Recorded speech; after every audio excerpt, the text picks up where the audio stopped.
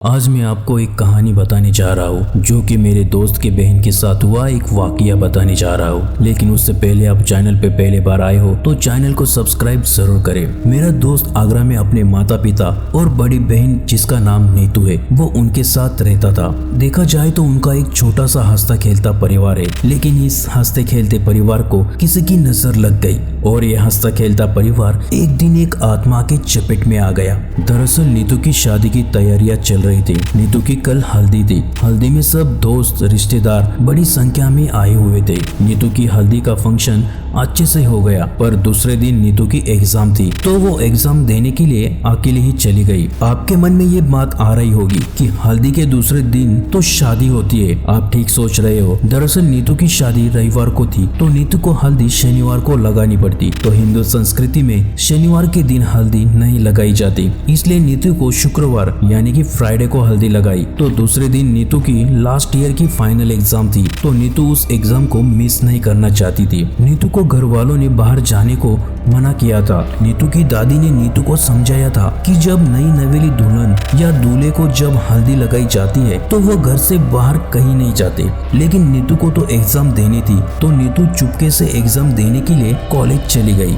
लेकिन कॉलेज जाते समय नीतू बेहोश हो गई। तो नीतू के जान पहचान वाले लोगों ने नीतू को बेहोशी के हालत में नीतू को घर लेकर आ गए। मेरे दोस्त ने डॉक्टर को भी बुला लिया। डॉक्टर ने नीतू को अच्छे से चेक करने के बाद कहा कि शादी का माहौल है तो खान पान ठीक से नहीं किया होगा, इसलिए कमजोरी के कारण बेहोश हो गई। थोड़ी देर बाद नीतू को होश आ जाएगा, तब नीतू को अच्छे से खाना खिला देना। इतना बोलकर डॉक्टर वहाँ से चले गए और घर वाले भी नीतू के रूम से बाहर जाने ही वाले थे तो घर वालों को पीछे से अजीब तरीके से रोने की आवाज आने लगी। जब घर वालों ने पीछे मुड़कर देखा तो नीतू पलंग पर खड़ी थी और उसके बाल बिखरे हुए थे और वो रो रही थी। नीतू के चेहरे पर हल्की सी सूजन थी और नीतू की आंखें लाल हो गई थी।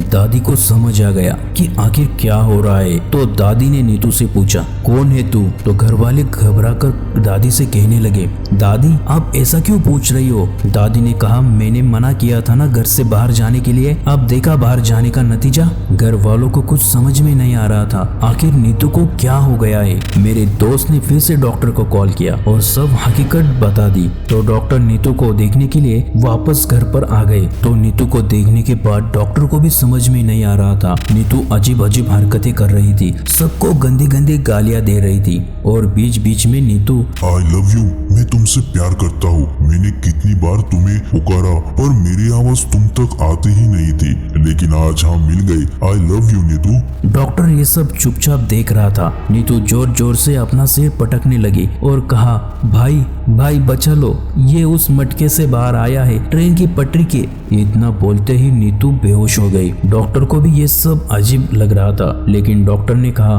कि नीतू पटरी मटका ऐसा कुछ बोल रही थी। तो दादी बोली, पटरी के पास जाकर देख आओ कि वाकई में वहाँ पे कोई फूटा हुआ मटका है या नहीं। तो मेरा दोस्त और डॉक्टर पटरी के पास चले गए और काफी ढूंढने के बाद उनको पटरी के पास एक मटका मिला जो कि हरे रंग के कपड़े से ऊपर से बंधा हुआ था और एक बाजू से टूटा हुआ था। मेरे दोस्त ने ये बात घर पे बताई तो दादी ने घर पर तांत्रिक को बुला लिया। तांत्रिक ने नीतू को देखते ही कहा कि इस पर किसी आत्मा का साया है। तो तभी नीतू जोर जोर से हंसने लगी और बोली, ए बाबा तू मेरा कुछ नहीं कर सकता, बहुत दिन बाद मेरी जान मुझे मिल गई है, इतने आसानी से नहीं छोड़ूंगा। तांत्रिक बाबा समझ गए कि ये किसी इंसान की आत्मा है। तो बाबा ने कहा, अच्छा ऐसा है, मत निकल बाहर, पर मुझे इतना तो बता तू है कौन? तो वो आत्मा बोला, मेरा नाम अल्ताफ है और मैं आगरा में रहता था। बाबा ने आत्मा से पूछा, तू मरा कैसे था? इतना तो मैं समझ गया कि तूने जीते जी कुछ भी अच्छे कर्म नहीं किए होंगे जो इसलिए तू भूत बनकर भटक रहा है। ए तांत्रिक मुझे गुस्सा मत दिला, वरना अभी मैं इस लड़की की गर्दन धड़ से अलग कर दूंगा। सब घर वाले डर गए और चिल्लाने लगे, नहीं नहीं ऐसा कुछ मत करो।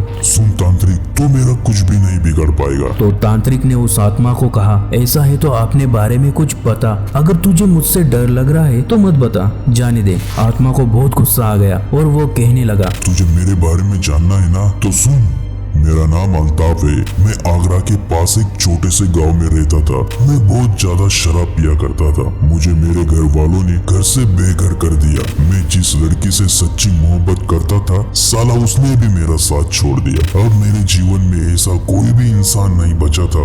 मैं और शराब पीने लगा। मेरे पैसे खत्म हो गए तो मैं चोरी करने लगा और एक दिन बहुत बड़ा हाथ मारा और मैंने उसकी ढेर सारी शराब पी ली और एक गाड़ी से जा टकराया और तभी से मेरी शराब छूट गई। आप पूछो शराब कैसी छूटी? अरे पूछो भाई, वरना इसको मैं। दादी ने पूछा, कैसे छूटी शराब? तो वो आत्मा जोर जोर से हंसने लगा और बोला, क्योंकि मैं मर गया था और मरा हुआ इंसान शराब नहीं पीता, वो खून पीता है, खून, समझे? बाबा ने कहा, तुम पटरी के पास एक मटके से बाहर आए हो ना? तो वो आत्मा चिल्लाकर कहने लगा, हाँ, मुझे एक मुलवा ने उसमें कैद कर दिया था और उस पटरी के वहाँ उस मटके को जमीन में गाड़ दिया था। बहुत सालों बाद मटका अपने आप जमीन से बाहर आ गया और मेरी नजर इस लड़की पे पड़ी। इसको देख मुझे मेरी रुखसार याद आ गई। जब ये वहाँ से रोज कॉलेज के लिए जाती थी तो मैं इसको रोज पुकारता था, पर ये मेरी तरफ देखकर चली जाती थी। मुझे यकीन हो गया था कि इस लड़की को मेरी आवाज सुनाई दे रही है, तो मैं रोज उसको आवाज देता था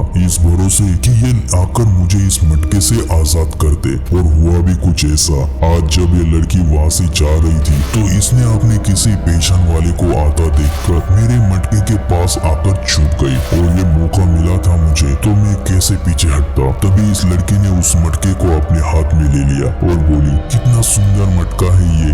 और तभी वहाँ पर एक कुत्ता आ गया और वो जोर जोर से भौंकने लगा और उस लड़की के हाथ से ये मटका छूट गया और मैं आजाद हो गया। अब मैं इस लड़की को छोड़ के कहीं नहीं जाऊंगा और तुमने मुझे फिर से कैद करने की कोशिश की तो मैं इस लड़की की गर्दन धड़ से अलग कर दूंगा। तभी मेरी माँ रोने लगी और बोली, हमारी बेटी को छोड़ दो, कल उसकी शादी है। और तभी नीतू के ससुराल वाले बोले, नहीं, अब कल कोई शादी नहीं होगी। हम पागल है क्या? इतना कुछ देखने के बावजूद हम हमारे बेटे के गले में ऐसी लड़की को बांधेंगे? इतना बोलकर वो लोग वहाँ से जाने लगे। हम सब ने उनको समझाने की बहुत कोशिश की पर वो नहीं माने और वहाँ से जाने ही वाले थे तो साधु ने नीतू के ससुराल वालों को बाहर लेकर कहा, देखिए आप डरो मत, आपके संयोग से ही हम उस बच्ची को बचा सकते हैं। आप हमें ऐसा छोड़ के मत जाइए। नीतू को इस चीज से बाहर निकालने का सिर्फ एक ही रास्ता है, नीतू की शादी, क्योंकि हवन कुंड की लपटों में वो आत्मा कमजोर हो जाएगी और जैसे ही नीतू के गले में मंगलसूत्र पहना जाएगा तो हवन की लपटों में वो आत्मा हमेशा हमेशा के लिए खत्म हो जाएगी